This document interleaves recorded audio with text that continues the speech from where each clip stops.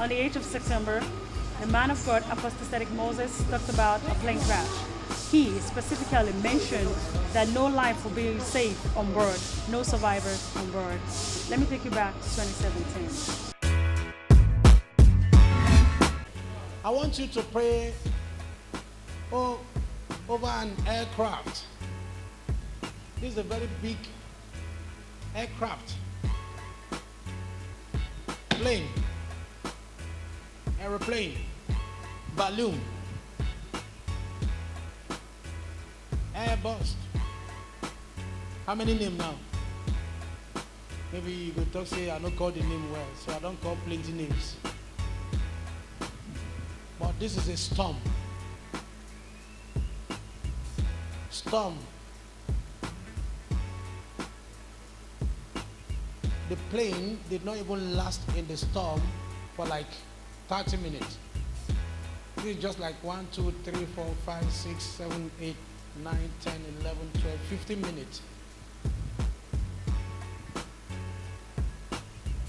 The whole thousands of people inside the plane.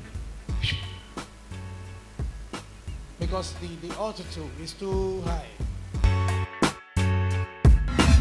The prophecy was direct. The man of God, Apostle Sediq ex-Moses, prophesied and told leaders across the world to pray against it.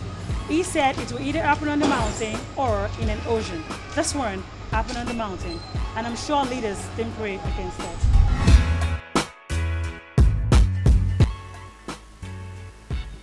Is it between the rock and the water? This is what I'm saying. Will they survive?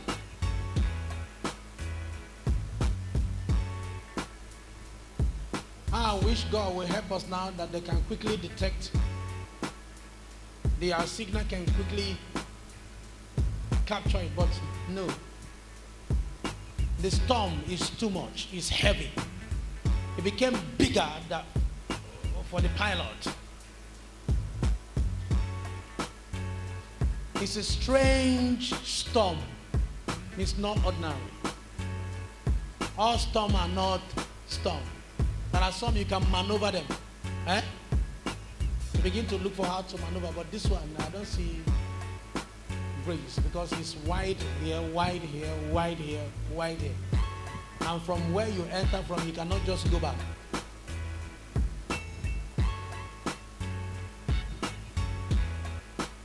I see the plane, white, with the color red at the tail.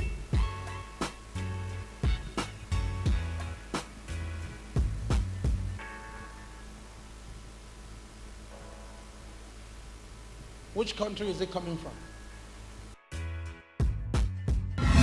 And now to the fulfillment of the prophecy.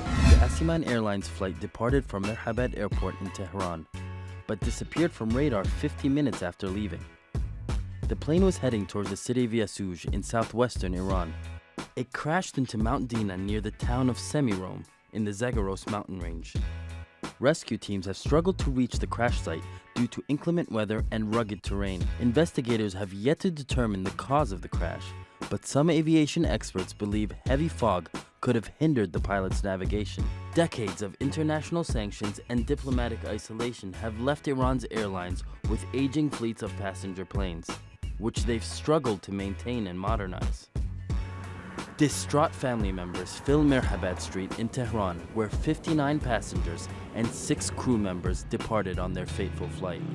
Suffered a number of aviation disasters, most recently in 2014, when a Sepahan Airlines flight crashed just after takeoff, killing 39 people. Since Tehran curbed its nuclear program, it's ordered more than 200 planes from Airbus and Boeing, worth $44 billion, in the hopes of modernizing its commercial aviation. After the crash, we got eyewitness account. The roads here are impassable. Vehicles are here and lots of people too. When we heard about it around 11 a.m. or noon, we began searching all the villages in the area, but we didn't find anything. You have fleets of aircraft in Iran. Azerman Airlines flies, it's the only airline in the world that still flies commercially the Boeing 727 trijet. This is an aircraft which hasn't even been made for over 34 years. And so you've got effectively a block on components, on new aircraft, which has simply left Iranian aviation pretty much as it was, well, let's say round about 1980. Let's take a word from one of the relatives of the victim. Very tragic experience. I kept calling all morning, but they wouldn't answer. So I called my brother and he assured me they'll get here. The plane is not behind schedule yet. He said, don't worry. He called later and said the plane had crashed. Before I go on word prophecy, let me take you through how it all happened as prophesied by the man of God, Apostle Sediq X Moses.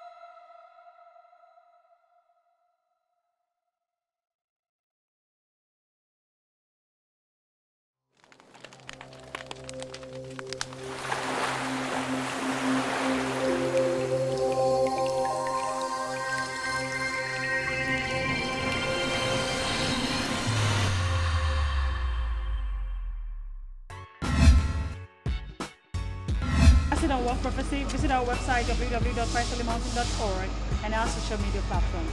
Bye for now.